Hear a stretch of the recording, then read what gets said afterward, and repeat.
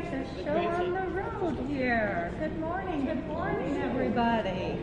And welcome to Holyoke Heritage State Park. Hopefully you've all been here before, but this is the visitor center for the park here. And the displays are about history, the fantastic history that is Holyoke, immigration experience upstairs, and the paper making and textile industries that grew Holyoke. And we also offer a number of programs here, aside from our guest speaker tonight, this afternoon, or this morning.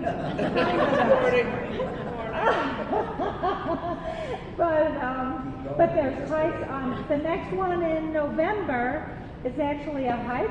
If you're up for saying goodbye to the pie the day after Thanksgiving, it's not here. There's a hike up at the Notch in Holyoke, Joseph Allen Skinner State Park.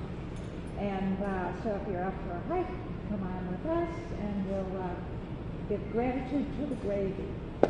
And then also throughout the year we have other presentations and tours.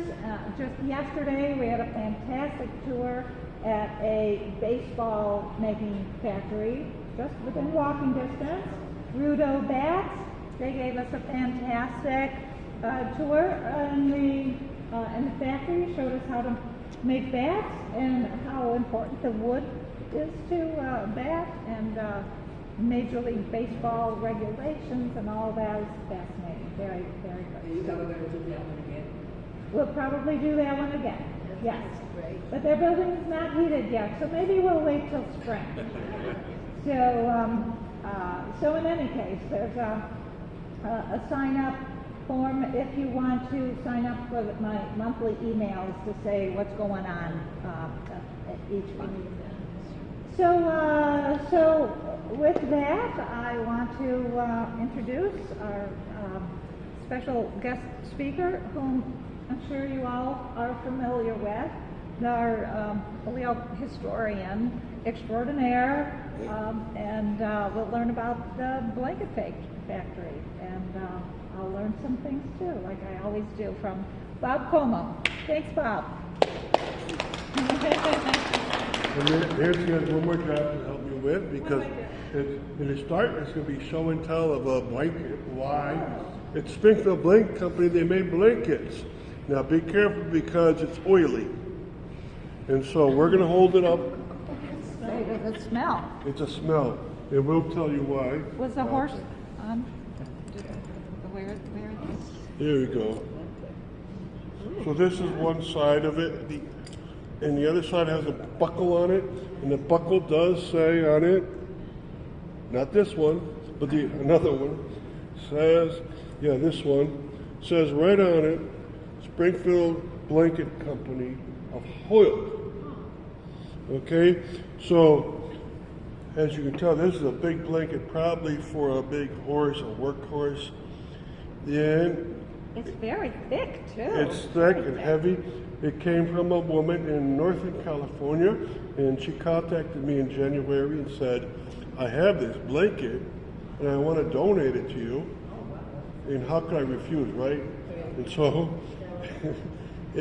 she sent it to me. It cost $75 to ship it. So I received it. Let's put it on maybe one of these chairs. Sure. People later. Now, if you touch it, your hand's going to get slightly. It reminds me of the Antiques Roadshow when the guy holds up a blanket and the other one says, "You've got a national treasure." Yeah, but that was a Navajo chief's blanket. This was not. But maybe some horse used it for a long time. It would have to have been made during the period they were making horse blankets, which was from 1870 up to, they stopped making horse blankets in the 1920s and made human blankets after that. But you notice it's buckle, two buckles, and a nice pattern to it. So what does that mean? I think it's wool. Yeah. Yeah, cool. So feel it later, but your hand is slightly oily. When I first received it, it was worse, but I spread it out for many months. I think they oil it to prevent the wool from rubbing up against the horse's skin and making it feel bad. So they oil it. And it had a slight smell to it, as if. It's for a horse, is that right? It's a horse blanket for sure. That's for the buttons. Yeah. That's the reason, yeah. And this company only made horse blankets until 1920s, and they shifted over. Because of the recent cars came around, you didn't need as many horse blankets. But the title also says how Warren Wilkins blankets led to Brightside. But who is this Warren Wilkinson? He's the owner of the blanket company, right? And how did that lead to Brightside? He owned all the buildings on Brightside. He made them. So when he died, the Catholic diocese took over Brightside. So I was amazed that one led to the other. And his building started being used as an orphanage after he died. So there's a connection. What year was it donated to Brightside? Oh, it was sold. Okay. In the year that he died, well, he died in 1882. They bought it right away, and they got it ready for the children. So the next year, 1883, Brightside opened up. What year again? 1883. Okay, so we're going to go through this and see the connection and learn about both. Okay, so this is part of a series. I've actually been doing it for like 7 years, but the first 5 years I did it informally by, when I give a canal tour, I would stop at a certain mill and talk about it much more than the others. But I started last year doing presentations indoors on a specific mill. And I did the Skinner Silk Mill last year at Worcester years because it made a strong connection. So I want to do it again next year somewhere and keep doing it. But the problem is there were 60 mills on the canal, and I'm not going to live for 60 more years. So I'll do the one. You never know the wonders of science. Yeah, right. My cabinet at home now has 8 medicines in a row I take every day. So, all right, so sponsor is the Massachusetts Cultural Council, and it's also the Holyoke Tourism Advisory Board. And private sponsors are here. And promoter is, do you want to give a The one? Holyoke Preservation Trust, I think I've seen everybody here. You've heard my shtick. Great to see you again. Okay. And she put brand new free pens for everyone. Yes, I brought pens. And next year is a special year for not only the United States, but also Holyoke Preservation Trust. We're going to have a program on the 250th anniversary of the country. This year is the 250th anniversary of the Revolutionary War. And Can I just mention, we are going to have an art contest again.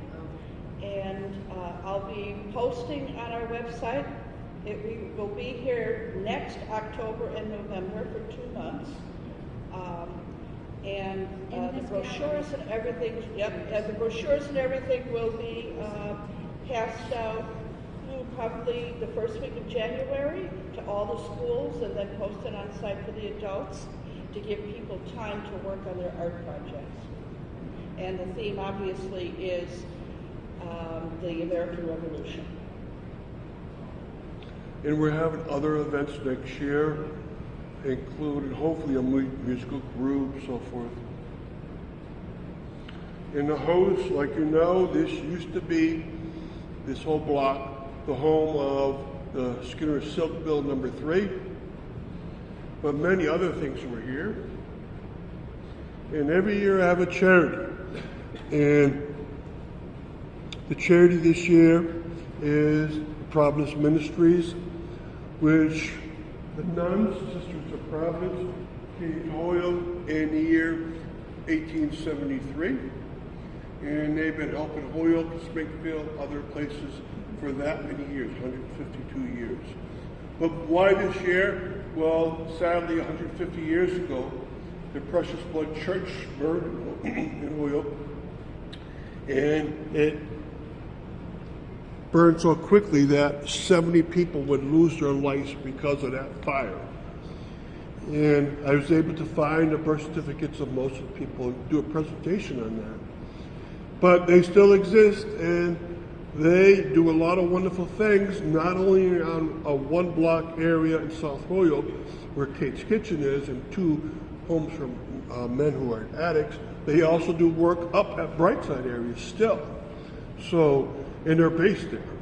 So I'll show you those as we go along. And these are the type of events I do, so hopefully next year you'll catch some of my events. And hopefully there's a mill in Holyoke 3 times number 3 next year.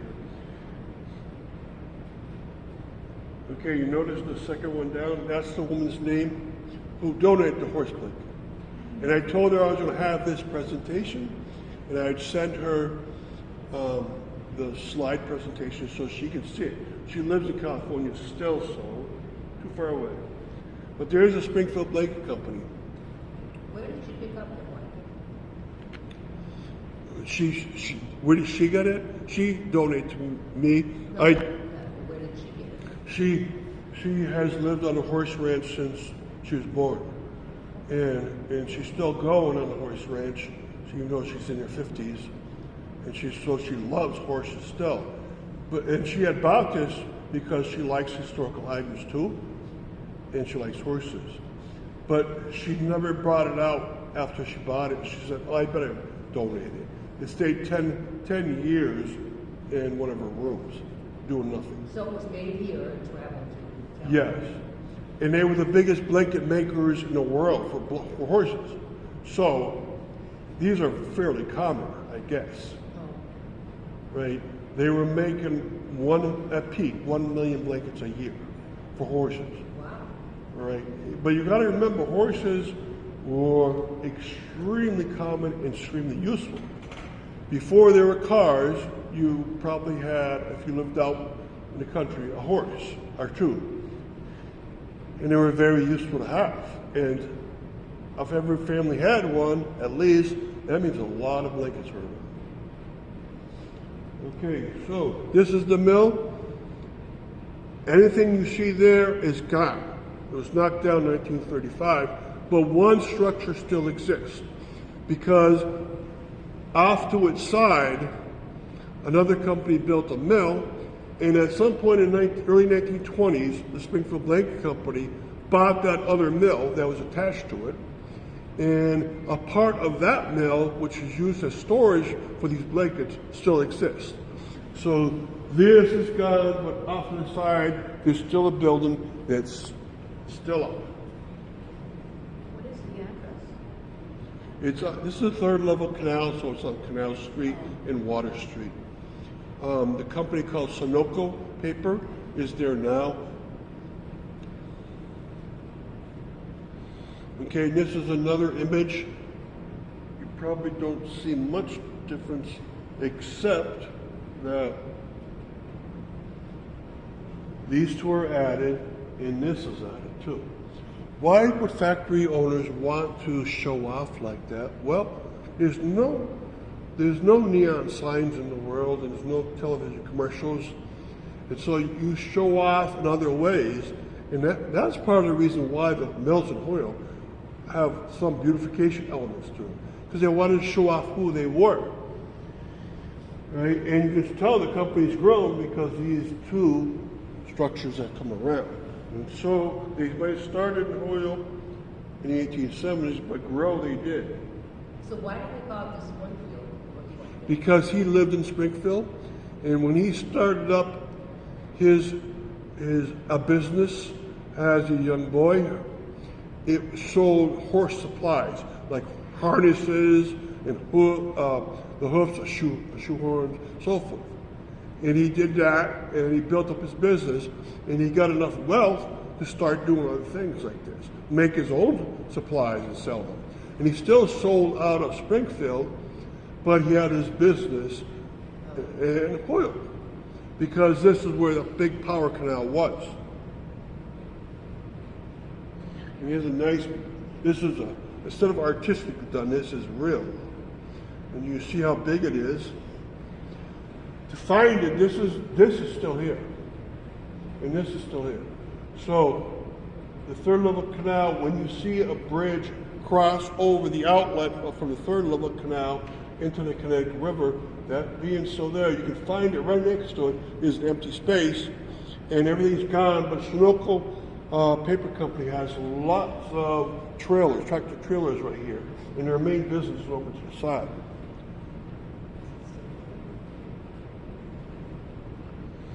Okay, and this is another picture of it, but look what's on it. They're trying to sell it now. So, by 1935, they're trying to sell. Why? Because there's so little need for horse blankets. And they do last a long time, so there's enough of them in the world. And so when I got it, I spread it out on my couch. It is a beautiful sight of it. And there's up close at that bucket. You can make out Springfield Blanket Company Incorporated, Holyoke, Massachusetts, right on the bucket. You may have said that maybe here. When did it start? When did the company begin? They started in Winchendon 1870, and they came to Holyoke 1873, so 152 years ago. The reason why they left Winchendon is because the mill had a big fire, burned everything to the ground, and he decided to come to Holyoke, own. And his mill was ready in a couple months because they had a lot of construction teams in Holyoke. The Newton brothers were a financial and construction team, and they built a new mill for him in a couple months. Why did it burn to the ground? Because to make these, they're so big and heavy and so much into it that the machinery gets so very hot. And so when he did come to Holyoke, he still had like 3 fires after that were smaller. But it was always because the machinery got too hot. So this is a fairly dangerous business. Now, this approximately looks like the shape that this one would have, but this is what the blankets would look like. Right? Wool, because wool, you know very well, keeps you very, very warm. If it's a sheep's wool, then it repels most water, but not all. If it's an alpaca wool, it repels 100% of the water. I don't know which one it is. Probably sheep's wool. But as you know, Holyoke had wool mills around here. Were they supplying him with the wool? Maybe, right? Hard to tell. Look how beautiful that is. Now the strap is not with this, so you can't see how these things went. But I think it's most like this one over here. Of all the kinds of horse blankets that were being made, many types, I think it was that one. Something like this and this were probably for racehorses because they were very, very expensive to have. But many types of them. And you can even measure off your horse and buy it according to the girth of your horse. And this is how they had to measure. You had to go around the horse at that position, and then you can buy the blanket accordingly. You always buy it a little bit bigger, and it would fit on the horse. So they went by sizes, and of course they went by colors, and we saw the shapes, so that you can see why it's very important. Just like a person, you want to fit out very correctly. Okay, so here's Warren Wilkinson's information. I could not find a picture of him. I did find a picture of his nephew who took over the business. So he would come to first Winchendon, but in 1873 he was in Holyoke, and he would live to 1892.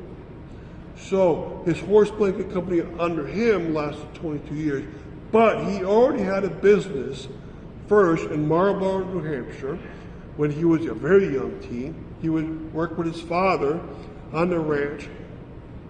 Besides the normal things on the farm, they had horse equipment being made, especially harnesses. He came to Springfield, he increased that business. Where he lived in Springfield is where the Greek Orthodox Cathedral is now located. Also, it's called Memorial Square. Memorial Library is there. So thus, his house was right in the middle of that square. Thus, his house does not exist anymore. Too bad.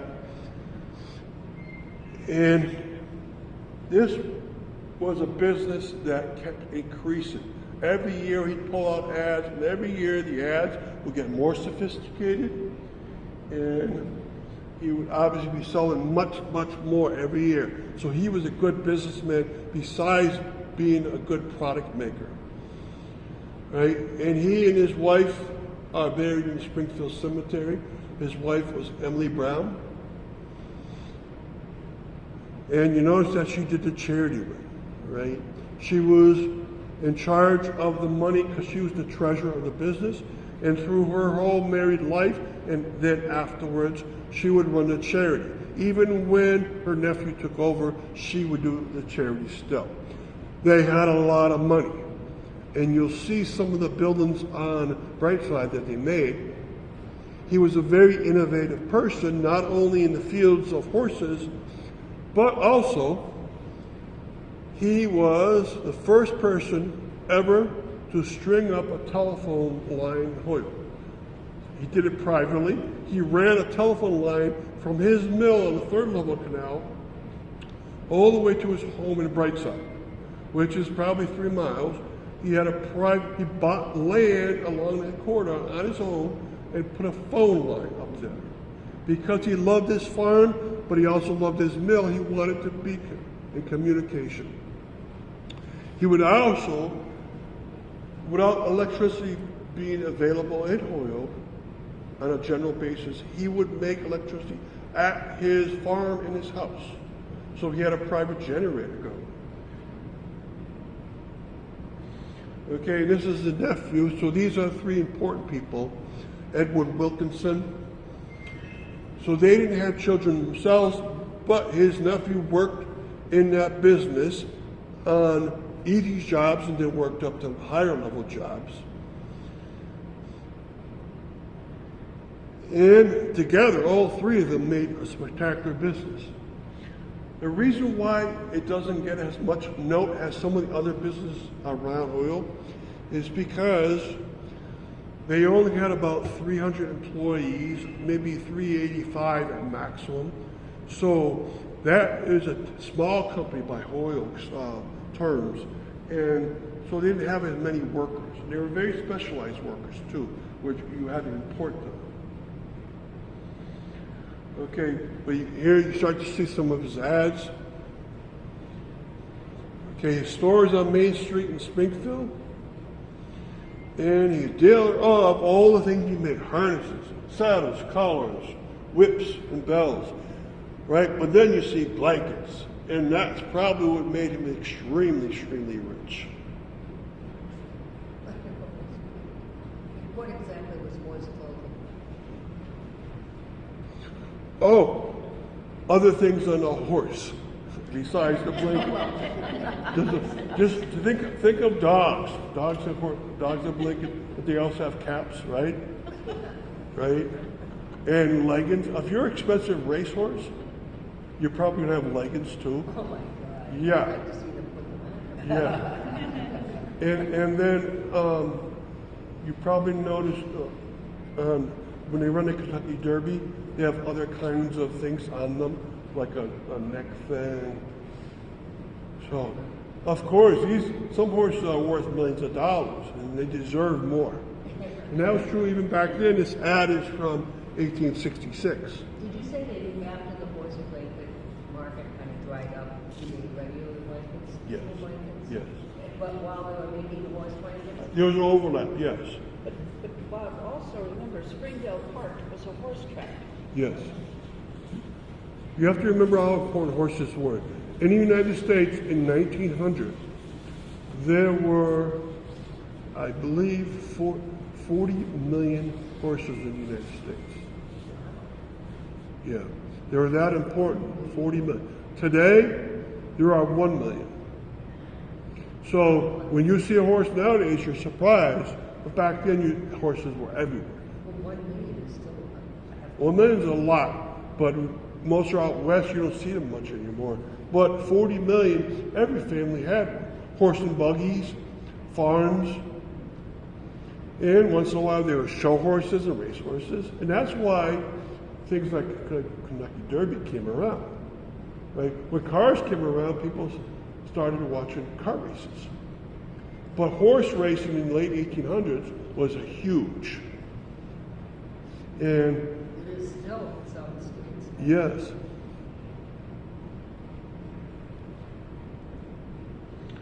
Okay, here's another one of his wonderful ads. Look at all the gig saddles, whatever that is. Is that a temporary saddle or something? But they have all these things for the horses. And why not? Of course, there's lots of different types of horses, the big work horses and the race horses, the horses you use just to pull a carriage. So you need all these wonderful kind of things around.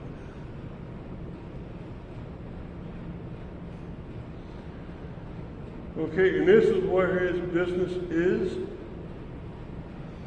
And I think it's still there, I'm not sure. That's hard to say because look at the address. It's way up on Main Street. Now, who built this? He did. So he had this built.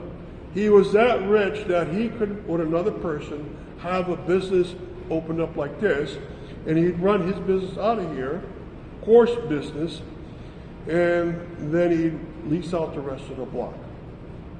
So he was getting extremely rich.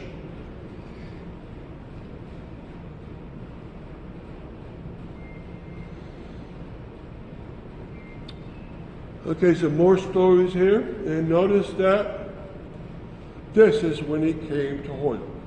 So he started in Winchendon in 1870.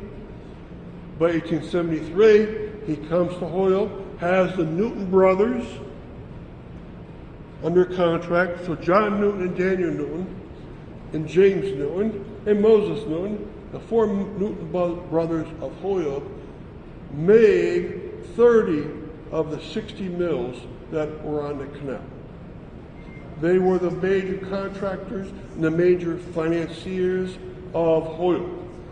Now, Warren Wilkinson had a lot of money, so he didn't need to be financed, but he did need a mill, and quickly. And so they made it on the third level canal for him. Why in the third level canal? Well, if you have a mill that needs lots and lots of strong power, the third level canal is the place to be. Because the drop of water controls how much power you can make. The drop from the first to the second level canal is 20 feet.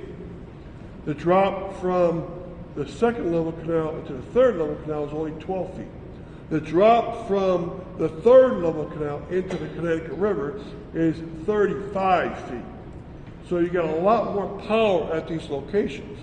And so mills like fiber mills could be located in the first level canal. And they don't need as much in terms of high level power, they just need lots of it for their seamstresses. And so be in the first level canal, the silk mills, wool mills, and if you need a lot of power, you want a big mill that needs a lot of power, such as a cardboard mill. So Holyoke's called the paper city, but it's also the cardboard city. Of course, it's all paper products. And the cardboard makers were in the third level canal. And the horse blankets need lots of power. They're very heavy. So these machines making these weren't like silk, right? Weren't like cotton. They were big, heavy machines. They had to support this big blanket being made. And they'd have to drive the warp and weft machines. They had to be very strong to hold these and make them. So they wanted to be where it was powerful, third level canal. Okay, and they give very particulars about the mill they're making down there for him, everything he's doing. They tell about some of the other mills already there, the Union, the Franklin, the Riverside. All of those are still down there. Okay, and here's the ads he starts to pull now while he's in Holyoke. And you can even see a difference in these. It tells you third level canal, very simple in the beginning, but as you start to go along, stable and street blanket difference is, if you're in a stable, you probably want to sleep. You need to sleep upright, so you need a different kind of blanket compared to a street blanket, where you're moving and getting hot. But look at the ad as you go along in time. But remember I told you by the 20s, they were also making other blankets for people, children's blankets, all right? But they're also making horse blankets at the same time.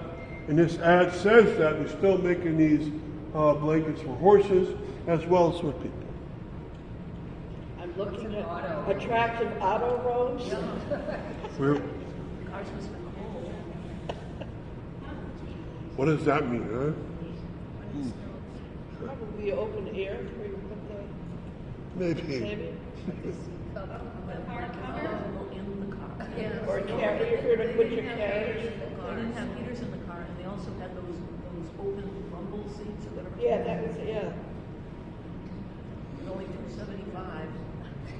And notice they have a trade name on one of their blankets are English gray.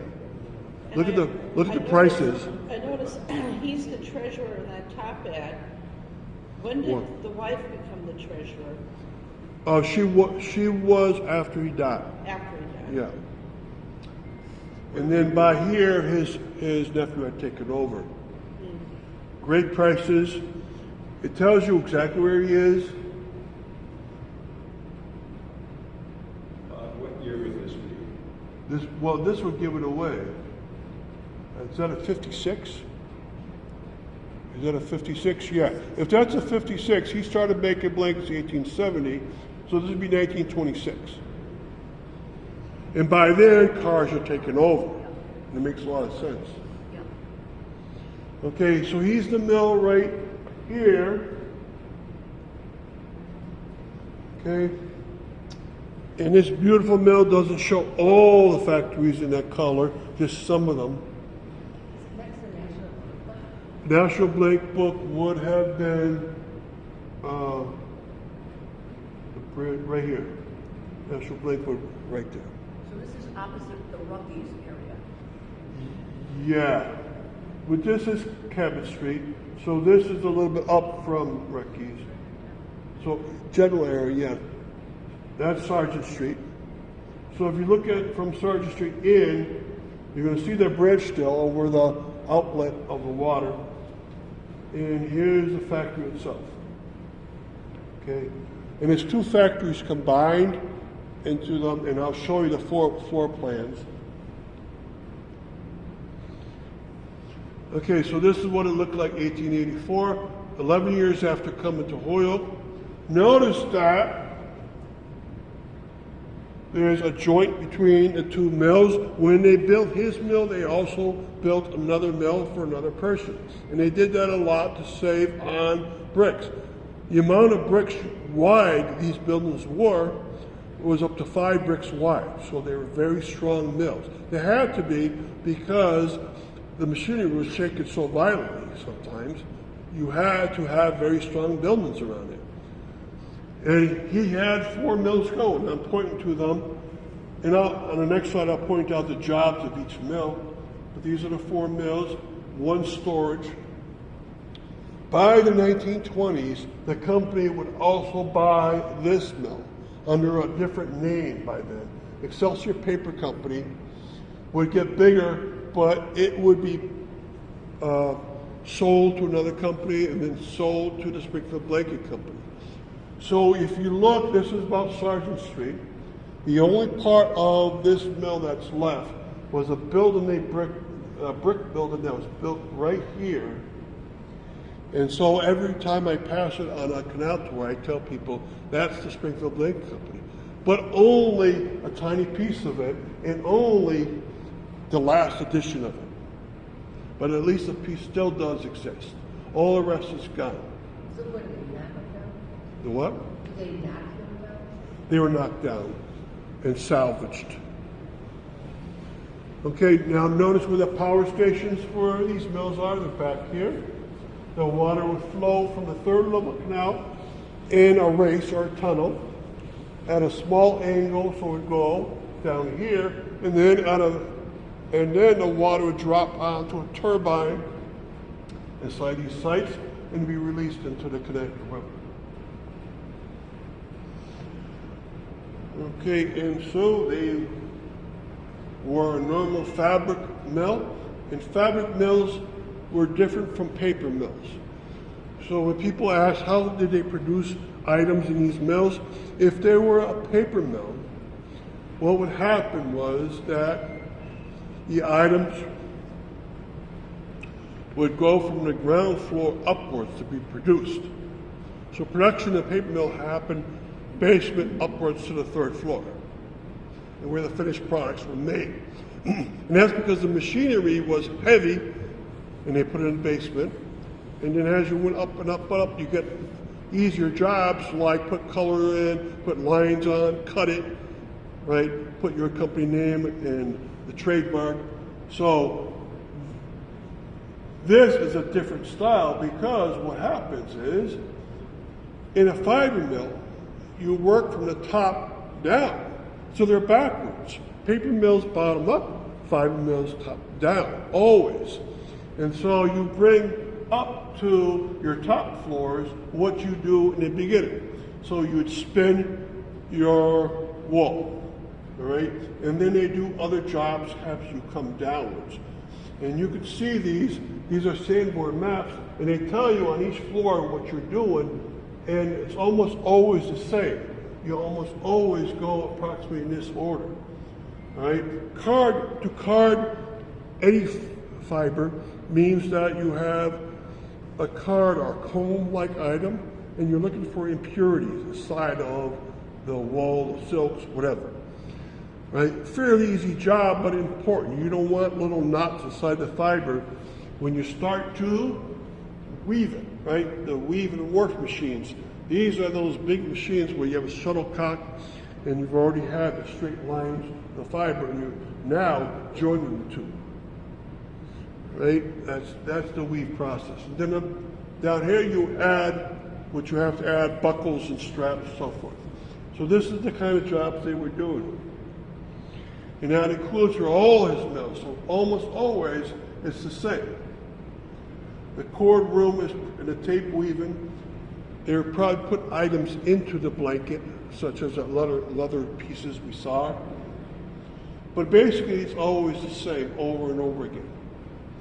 And you're starting to see the beginning of the extra building, but this building would burn down, they would replace this. But this is the mill when they're operating inside this.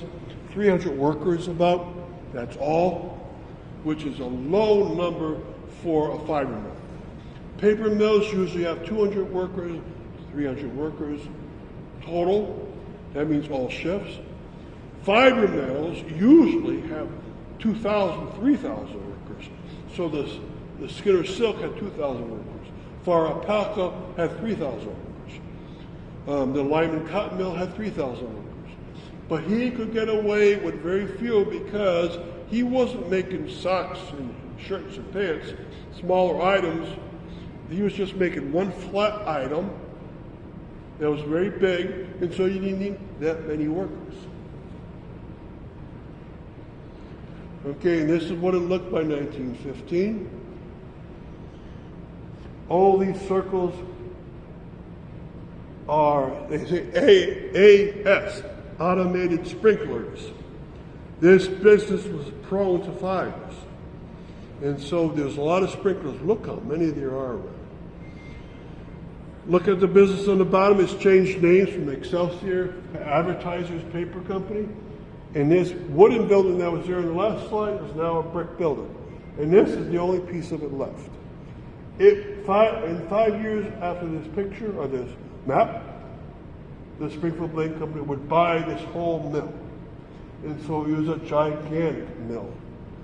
They were at the peak of their blanket making in 1915, right? But also in that year, Model Ts come around.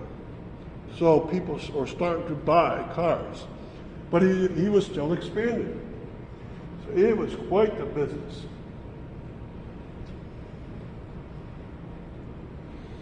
But sadly, 1935 they closed down for good.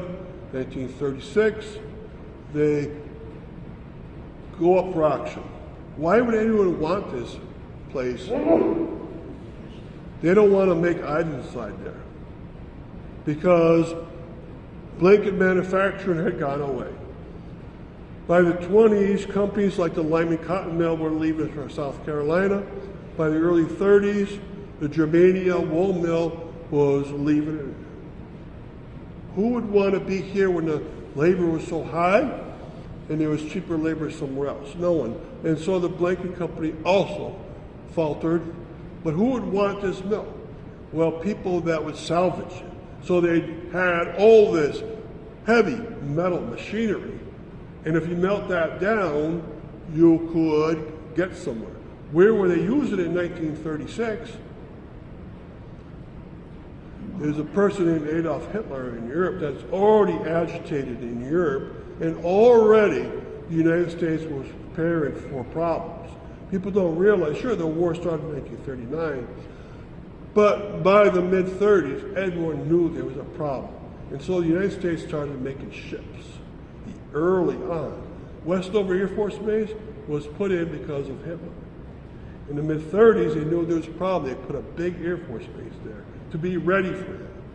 So people wanted this metal machinery to melt down, to make ships. The bricks, nowadays we don't salvage bricks. Back then they did. You could use those bricks in homes, right? Even the wood beams here, they were made out of spruce, and people wanted those because spruce was very, very strong. So the whole mill could be salvaged and used, and that's what these people are doing. They're putting action bids into it. And this was the last year of that mill. It went bad really fast. Windows are probably all gone because they complained boys would come in there and knock all the windows out. Okay, so by 1936 it was gone, took it all down except one piece, all gone. So the next map, the Sanborn insurance map, shows nothing at all. It's gone for good. This little piece is still there. It's a 4-story building, so it's very obvious.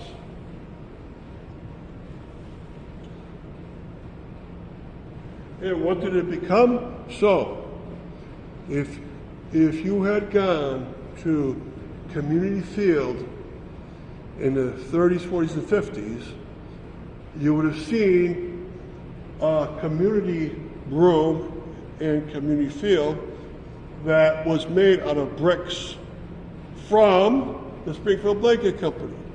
Because, no, not the one there now. That's why I put an X through there. Because the one there is like 80s, 1980s. And so it's new. But the one that was there for a long time was made out of bricks. That came out of the Springfield Blanket Company. And they used to have a pool here in Community Field. They had an ice skate rink in the wintertime. And so if you ever went up there, up until probably the early 70s, you might have seen it. And it was made out of bricks from the mill. Okay, here you can see now being removed from the Springfield Blanket Factory. Bricks, planks, timber, right? The metal, of course, they sold off to the military right away. Did the city own the property at that point? I thought I saw something about the taking by the city of that area where the factory existed. I didn't think so, but maybe. I saw something about a dispute of ownership. Yeah, maybe they were threatened to take it unless they did something. One of the slides, one of the articles, talked about the taking by the city. I think what happened is they gave on the business in 35, and then very quickly it went to rot. And Holyoke threatened to take it all over if they don't do something. So the company did something very quickly. They auctioned everything off. I think that's what the story is trying to say. Because people were going in there, getting in there and causing damages, fires, little fires, and there's a nuisance. All right, so here's an ad for the Springfield Blanket Company. Still, why is that possible? This is a 1948 ad. How is that possible? And it's brand new blankets. Well, the blanket companies across the United States were selling beautiful blankets, and they would sell them under certain lines. And what happened was that everyone knew about the Springfield Blanket Company because they were the biggest horse blanket company in the United States. Everyone knew about them, and when they had a line of blankets for people, they would sell under that name too. So when they went out of business, people were still selling under that name as not the company name, but one of the product names. So there's such a thing as a Springfield blanket, made in a certain way.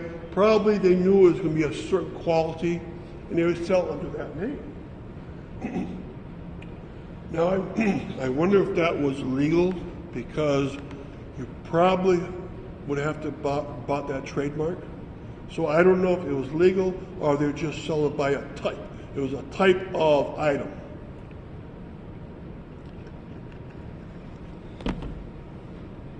But there were ads all over the place. Your Springfield blanket now. And they kept going for a couple of decades. Okay, Springfield all wool blankets. So they used that name a couple of decades after the company went under, because it was such a good blanket and people knew that. Okay, but there now, there's a big company there now. It's an enormous company. They own about, I would say, a quarter mile worth of canal area in the back. And this Sunoco company, what do they make? They've been around since 1889 in South Carolina. They're still in South Carolina, but they're also in other places. So what they make are anything where you want to have a cylinder to hold items and carry items too. So you can have like yarn placed around it, and I'll show you some of the products. There they are. These are all, this is from the Sunoco company's website. So these are the things they make. And they all have in common that they're a cylinder made out of paper, but they're very strong. So it's a strong cylinder, and everything they make is from recycled paper. Now this is one of 3 factories they have in the United States. They are enormous. If you ever go down there, they have a lot of property, they have so much paper coming in at times that they just have the tractor trailers parked right there, and then they're waiting to be processed. It's a really important company for the United States. You probably use their products almost every day. Okay, so what's the connection to Brightside? Well, Warren Wilkinson had his home in Springfield, but in Holyoke he started up a farm. Why would a rich person want a farm? He grew up on a farm, right? And he had lots of money now. What you do is you start up what's called a gentleman's farm. That's a farm that you want it for different reasons than just the products. You want to show off what you can do. You can grow on your farm incredible sizes of vegetables and show them off at farm expositions. And there are a lot of farm expos around New England. Or you can get a big bull and look at the top right corner, the grand creature Cicero. He paid in the 1880s $3,150 for a bull. Now, if you multiply that up to get what that would be nowadays, you're talking about $100,000 for a bull. Why? because you could show it off. And he had the money. And people would go up to his farm and see it. He would bring it to expos up in Maine and New Hampshire and show it off. Right? And he did that for product after product. But he was a very inventive person, I told you that. First phone line ever, first private electricity ever in Holyoke. He had a gorgeous house.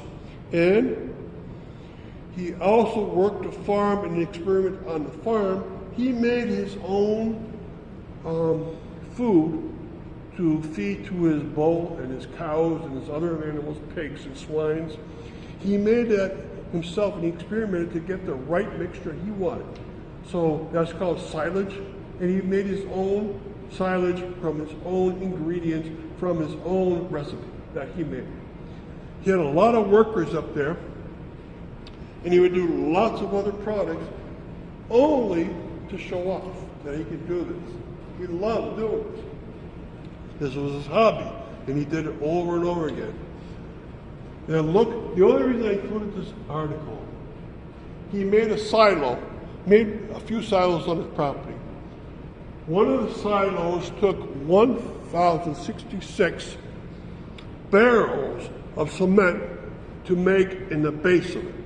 So if you have a silo that's 125 feet tall and very wide, it needs an enormous base that's going to have silage inside of it, which is very heavy.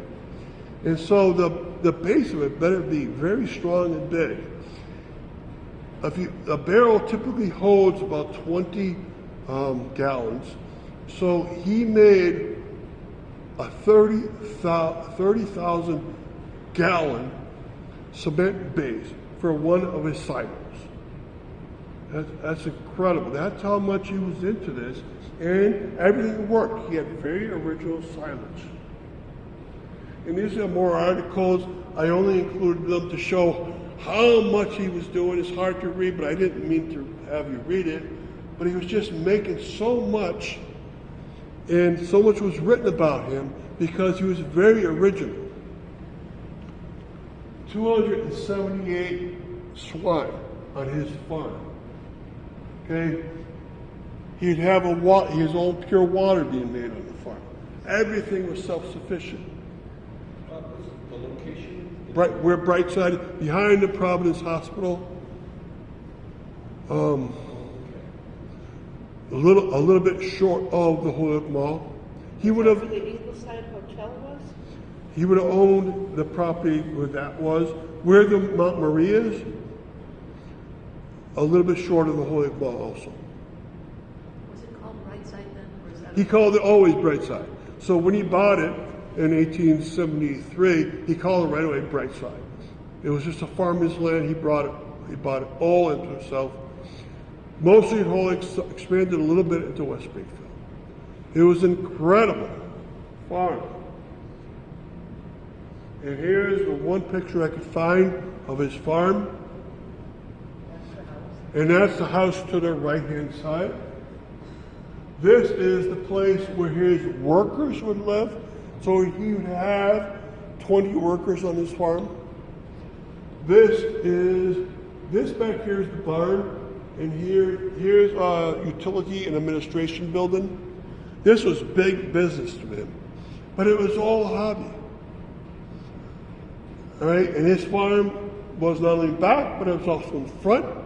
There was a Northampton Street, but his farm would go all the way down to Northampton Street and across. So he owned down to the river itself. This is his house. Okay, it had a special name. He called everything Brightside. It was Brightside House. His house had the first electric generator in Holyoke, the first phone line coming in, like I told you. A beautiful Victorian home. Now, when he died in 1892, his widow did not want to live there.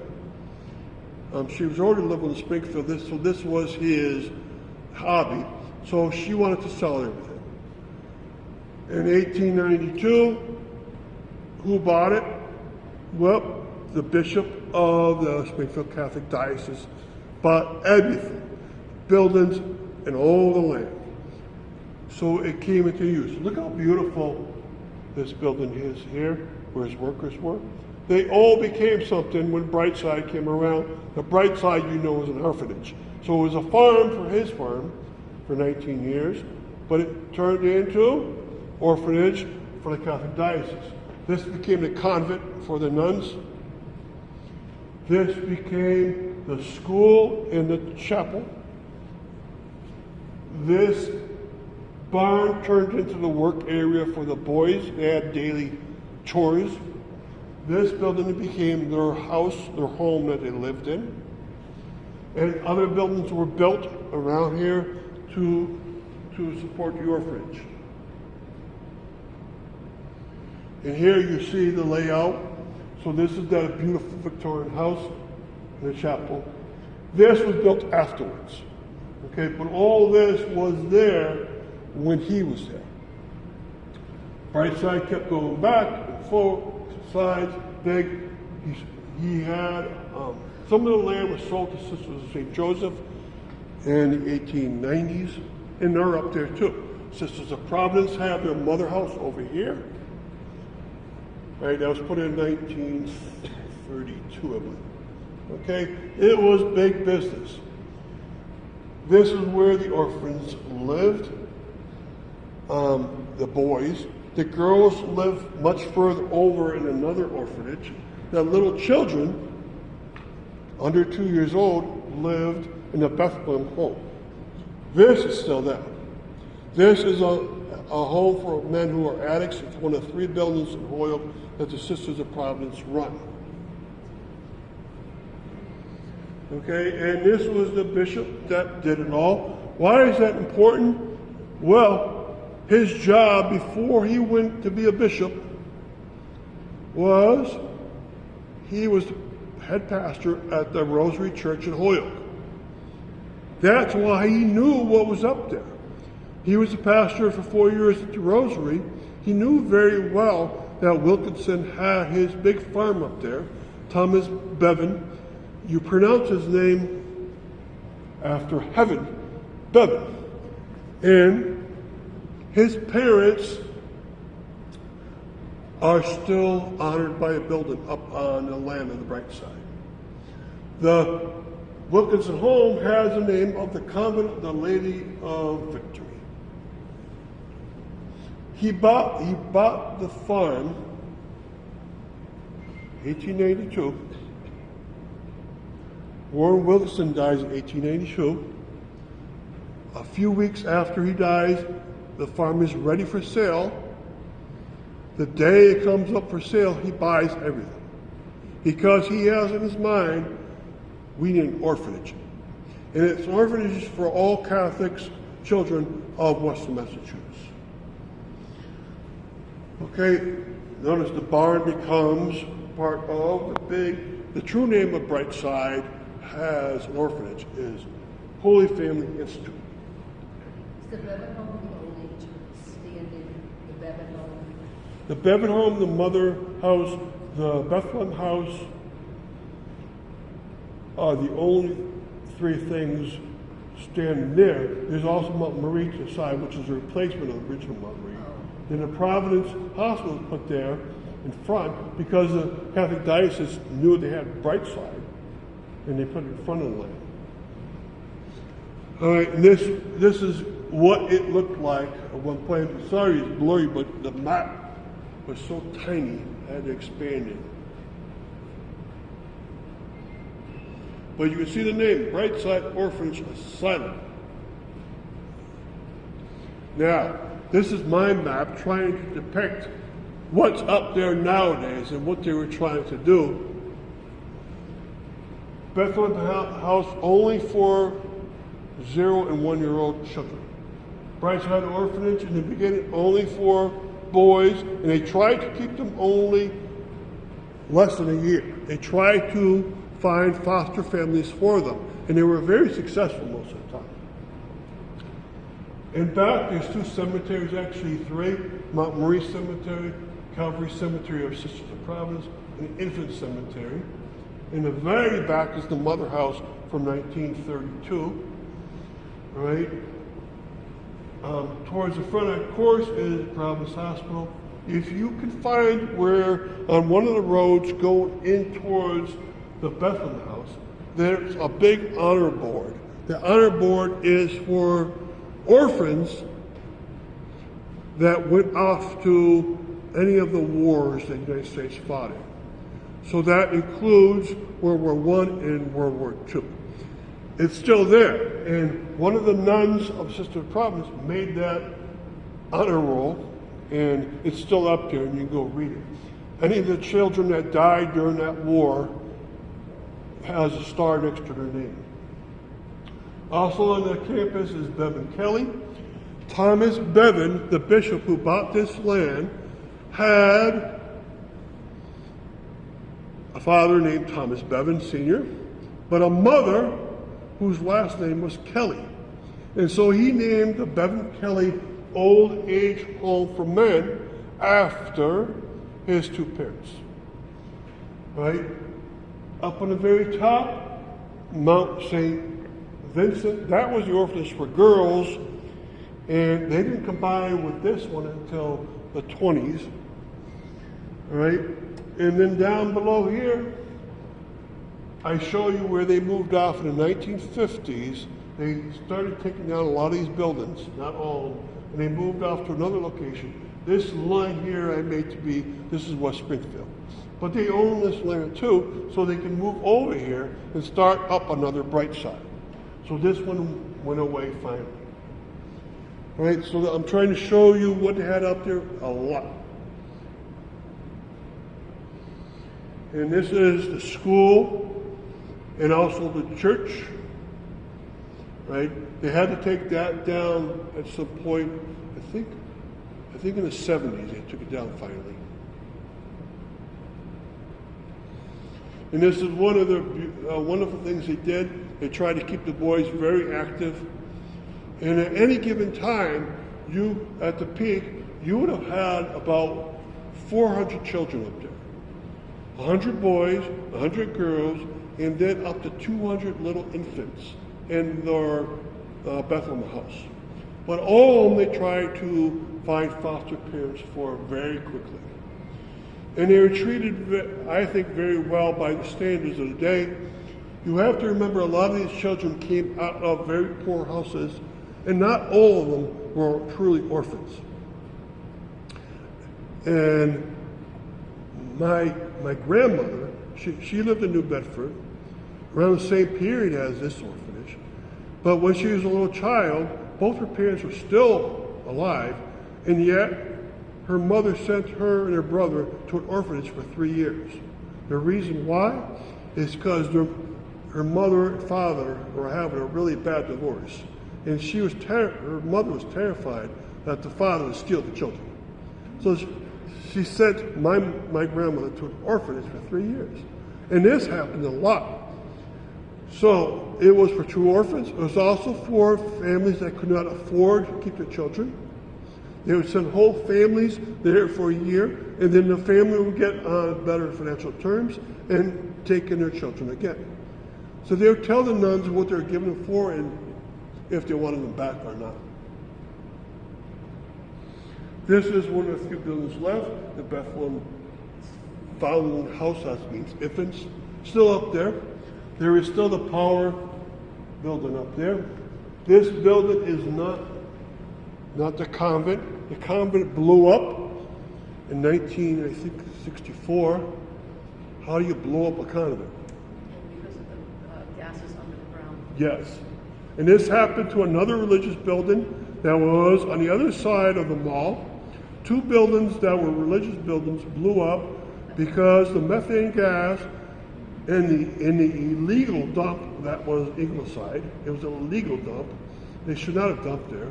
They were putting so much methane gas into the ground, it was seeping over. It got into, in 1964, into the convent, that beautiful Victorian home, and blew it up. Fortunately, it was at night, the nuns were sleeping, but all of them got out safely, so no one died in that fire. Also, 1978, the house on Whitney Avenue, which was the house that Jericho of Holyoke used, also blew up. for the same reason. Natural gas got into it, they didn't know that, and sparked and blew up. So at least 2 houses around this former dump blew up. That's why under the mall, or in the mall parking lot at various places, they have gas release plants. Yes, It's for the same reason. absolutely. Because the whole area wasn't done. Yes. Holyoke High School done it done. No, No, that's the with the no, The old the swimming pool that's on the same area, the outdoor swimming pool is on the dump. But the dingle, I remember when they made the first Holyoke High and the dingle, that was not a dump, it was a dingle. Right. Yes. Is that building being used? Yeah, it's one of 3 homes for addict men in Holyoke. There's 2 on the city block where Kate's Kitchen is. In fact, it's above Kate's Kitchen. That's called Loretta House.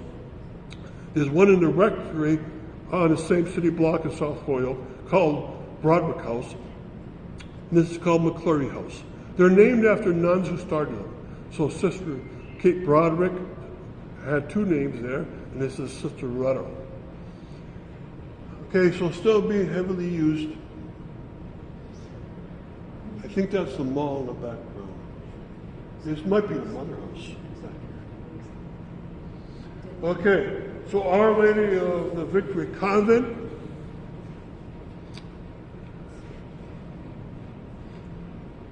Okay, that convent had this story down here tells you what they did. When that convent was around, between the periods used by the nuns from 1893 to it blew up in 1963, they during at some phase were able to get a bell, and that's because there was a ship out in Long Island that blew up, and the only piece of it they could salvage was the bell off it. And the Sisters of Providence were lucky; they were so famous around New England that someone asked them, "Do you want this bell for your convent?" And they took it in. When that convent blew up, this survived a second explosion, and it's now in the front of the mother house of the Sisters of Providence. And the foundress of that order is on your far right. Okay, she came to Holyoke about 150 years ago. She founded an order in 1892. They had been here for Holyoke for 19 years. And the bishop asked her, "Do you want to have your own order based in Holyoke?" And it's one of 2,000 orders of none in the world. And so Holyoke has one of those 2,000 orders. And that's big. They could now do things on their own instigation, build what they want to. She's the only gravestone in the Calvary Cemetery of the Sisters of Providence that's not shaped the same. Every nun has to have the same shape and inscription, and you can see them all in the background here. She is the only one that has a different one, because she founded the order. Okay, and they say that she was wonderful. One time she was out sledding with the children on the big hill they had on their property, and she was going down the hill with a child, and her habit got caught under the run of the sled, and she got a big tear. Right, and so what the children did was they told her, "Don't fix yourself. We want to fix it." Right? And so they brought it in and they fixed it all for her and they brought it back to her. So it was incredible. They really loved her very much. And the other nuns loved her very much too. So she got a statue. This is the mother house. They put a statue up for her. That's her right here. Okay? So this mother house, you can actually go visit programs. They have programs like, they have a Sunday chapel, but they also have musical groups go in there. I've been there maybe 5 times. It's a wonderful place. The chapel is gorgeous. It's not fair how chapel is so gorgeous. Okay, so that's their mother house. And nowadays, most of the nuns are gone. It's now residential. And there's their cemetery. And here's Mount Marie to its side. Also with a beautiful chapel right in the middle. And their cemetery have statues that weren't put there originally. They were statues associated with the order. As the order got smaller, they brought some of the statues from other parts of the St. Joseph land and put them into the cemetery.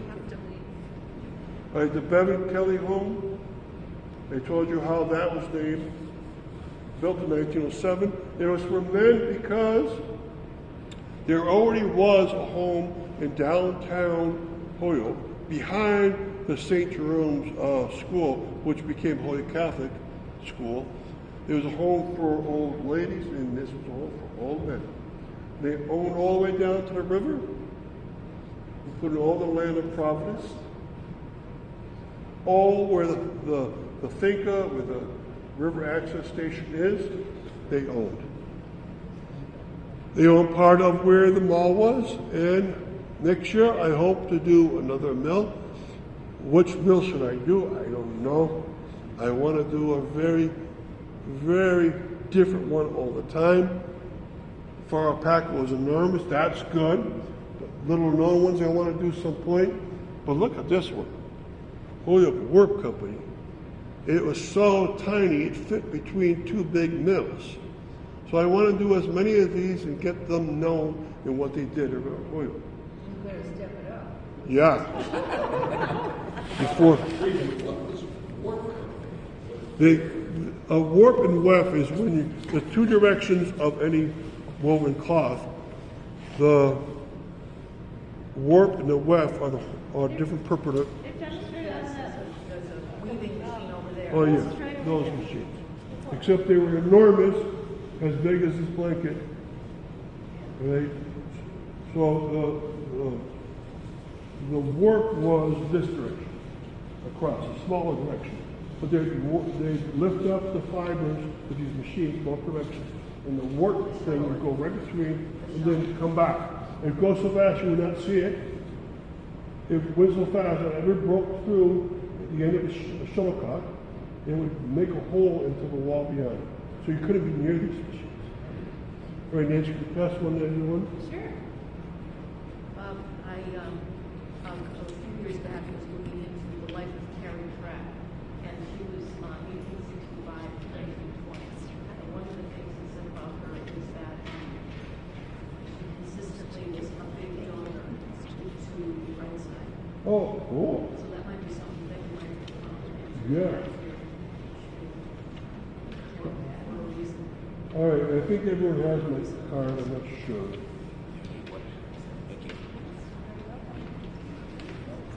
I'm good. My printer was running on ink, so I had to do it twice. Should we get the new picture? I know. All right, so any questions? And make sure you come up and see this place, you can feel it a bit, it's a little oily, but still very nice. Thank you very much for coming. Thank you. Good job.